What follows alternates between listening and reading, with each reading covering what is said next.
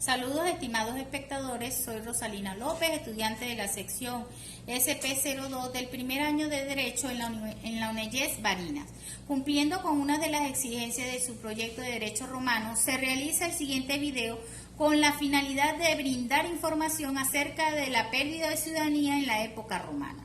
La ciudadanía se podía perder debido a varias razones, por ejemplo, cuando se perdía la libertad, cuando se hacía admitir como miembro de una ciudad extranjera, por efecto de ciertas condenas tales como el exilio bajo la República y la deportación en la época del Imperio. Con respecto a la condición jurídica de los ciudadanos romanos, el derecho de la ciudadanía romana confería ventajas tanto desde el punto de vista del derecho público como del derecho privado. Desde el punto de vista del derecho público, el derecho de la ciudadanía ofrecía al ciudadano las siguientes ventajas: el ius suffragii, o sea, el derecho al voto; el ius honorum, o sea, el derecho de ser electo para desempeñar las magistraturas; el derecho a servir de las legiones romanas; mientras que desde el punto de vista del derecho privado, el ciudadano romano tenía otras ventajas, como el ius connubii o connubium, o sea, el derecho a contraer justas nupcias y a fundar una familia romana; el ius commercii o commercium, que no debe ser confundido con el derecho de comerciar, sino que era el derecho a adquirir la propiedad quiritaria, de ser acreedor, deudor, entre otros, y de servirse para esto de las formas especiales establecidas por el derecho civil romano. El derecho de hacer testamento, o sea, la testamenti factitio activa, y el derecho a ser instituido heredero o legatario de un testamento, o sea, la testamentum factio passiva. El derecho de obrar judicialmente de acuerdo con el procedimiento civil romano. Por otra parte, los ciudadanos entre los ciudadanos habían dos clases, los latinos y los peregrinos, que comprendían a su vez tres clases distintas: los latinos verteres o antiguos, los latinos coloniari o coloniales, y los latini iuniani o justinianos. Los latinos verteres o antiguos eran los antiguos habitantes del Lacio y después los miembros de las colonias fundadas por la Liga Latina hasta su disolución en el año 415 de Roma. Y por último, todos aquellos a quienes se concedió la calidad de latino hasta el año 486 de Roma. Los latinos coloniari se llamó a todos aquellos a quienes se confirió el derecho de latinidad a partir del año 486, que formaron realmente parte de las colonias. De esta forma, el emperador Vespasiano concedió la latinidad colonial a todas las ciudades de España. Los latinis coloniaris no tenían ningún derecho político y tampoco tenían el ius connubii, pero en cambio tenían el ius commercii y el derecho a comparecer en juicio.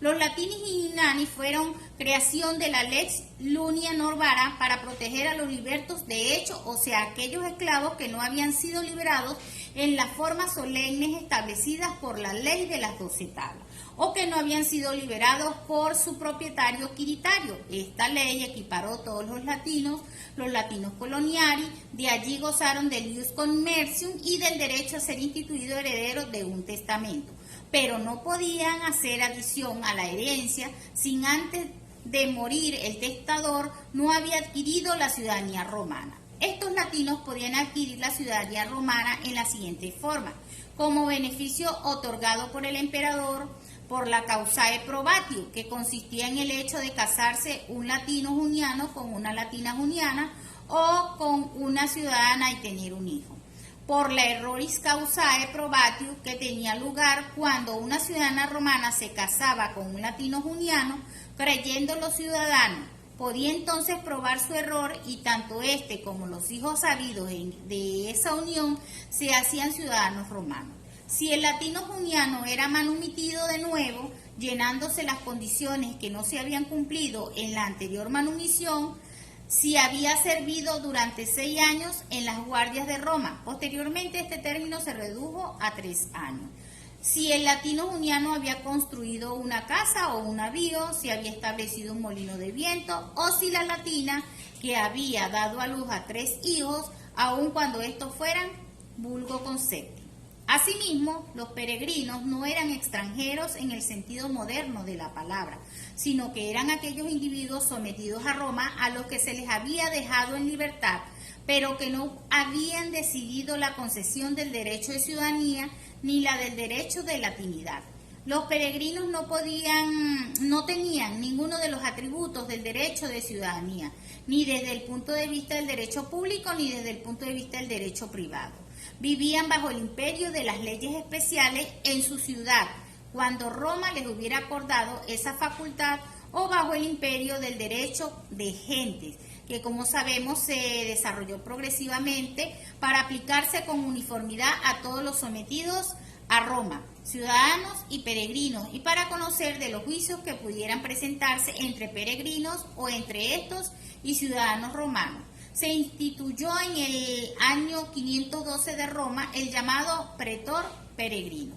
De igual manera, los peregrinos dedicticios se denominaban así a los habitantes de los pueblos que se habían rendido incondicionalmente a Roma. A estos individuos se les privó de toda autonomía, se les negó el ius gentium y se les prohibió residir en Roma en un radio de 100 millas a la redonda de Roma, bajo la pena de caer en esclavitud.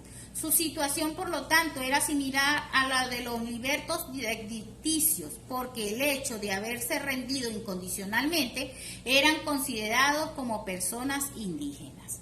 Bueno, mis estimados, me despido de ustedes esperando que la información haya sido de utilidad. Será hasta una nueva oportunidad. Bendiciones para todos.